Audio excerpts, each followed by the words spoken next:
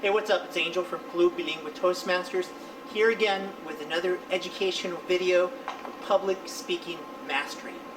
Now, today I'm going to go into another very esoteric topic called the three investments. What are the three investments, you might be asking?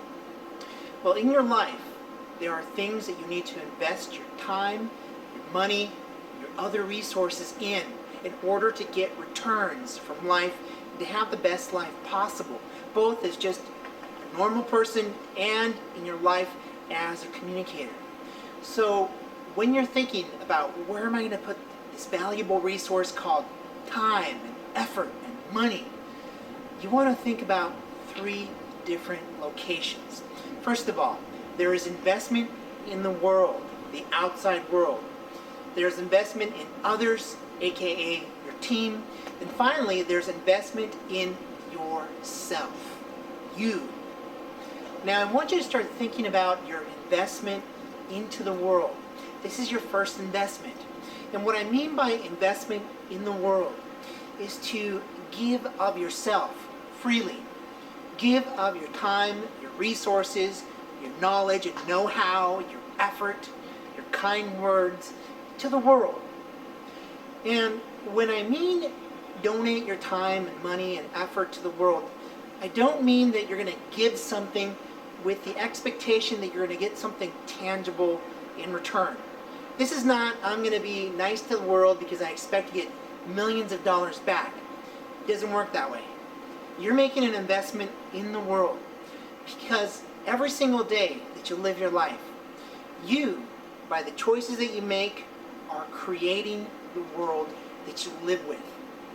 If someday in the future you want to live in a world with more love, more compassion, more kindness, it has to start with you. If you want to live in a world where people actually go out of their way to help other people out, it always has to start with you.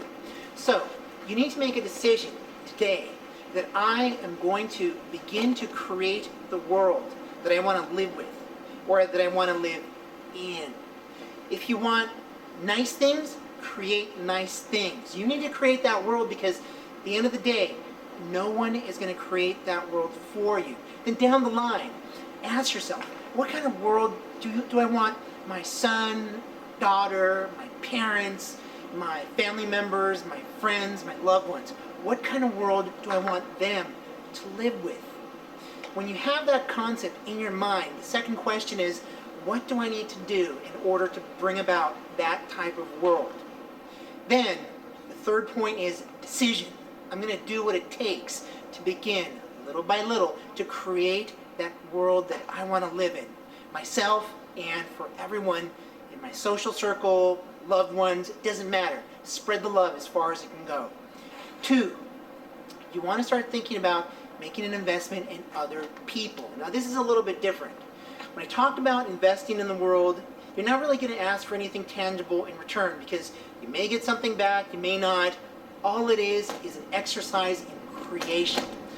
But the second investment in others, aka your team, is a little bit closer to home. I want you to start thinking about the people that you associate with. And I want you to think about your team. Your team is comprised of your closest friends, your closest family, the people that you spend most of your time with. Now, ask this question. Am I spending time, am I investing time and resources into the people that are doing the types of things that I want to be doing in the future, that are having the level of success that I want to have for myself in the future, or are you the top dog in your group? You don't want to be in a group where you are number one. Why? Because there's no room for growth. Yes, it feels nice to be at the top of the food chain, but there's no growth in that type of group. You want to surround yourself with a mix of people. Some people are below you in skill level or riches or whatever it is that you're looking for. And some people are above you. Why? Because that gives you two different opportunities. The people above you will give you the opportunity to learn how to make it up to the sky, wherever it is that you want to go. Shoot for the stars, doesn't matter. You'll have those people above that can serve as your mentors. And the people that are slightly below where you're at. It'll give you the opportunity to mentor them, to invest your time and resources in them to help bring them up. And in doing so, in teaching people who are not where you're at, skill level or wherever, when you bring people up, you reinforce your own learnings. You become a master. You want to learn something, teach something to others. So it's perfect. Find a group where you're right smack dab in the middle. Invest your time, your resources, your money in this group. Why? Because if you're in the middle of a group and all you do is take, and you don't give, guess what? You know what that group's going to do? Out. You're out. Why? Because you always have to be giving value to the world. As much as you take information from the top, you want to be giving goodness, value, information to those that are below you. In doing that, you become an active participant in that group, and you will develop a strong mastermind group. Now, you can accomplish this in your circle of friends. I recommend looking for groups such as Toastmasters. Toastmasters is an excellent mastermind group. There are groups such as Ignite, Rotary Club, Optimist Club, doesn't matter. Find your team and stick with it. Why? Because success doesn't happen in a vacuum. I deal with people that fail on a day-to-day basis, and I help them to get back to square one in my line of work. And in helping them and counseling people, I found out that failure never happens in a vacuum. When somebody fails, there are always circumstances surrounding that person that allowed that person to fail. The support system wasn't there, support network wasn't there, they were hanging out with the wrong people. Failure never happens in a vacuum. But similarly, richness, success does not happen in a vacuum either. They like to talk about the self-made millionaire. Yeah, you might have done a lot of hard work, but there was people there that supported you. So find those people. Now finally, the third investment is investment in self. Now, this is going to be sounding a little bit selfish, but it's something that you need to do. You need to invest time, money, and resources in you.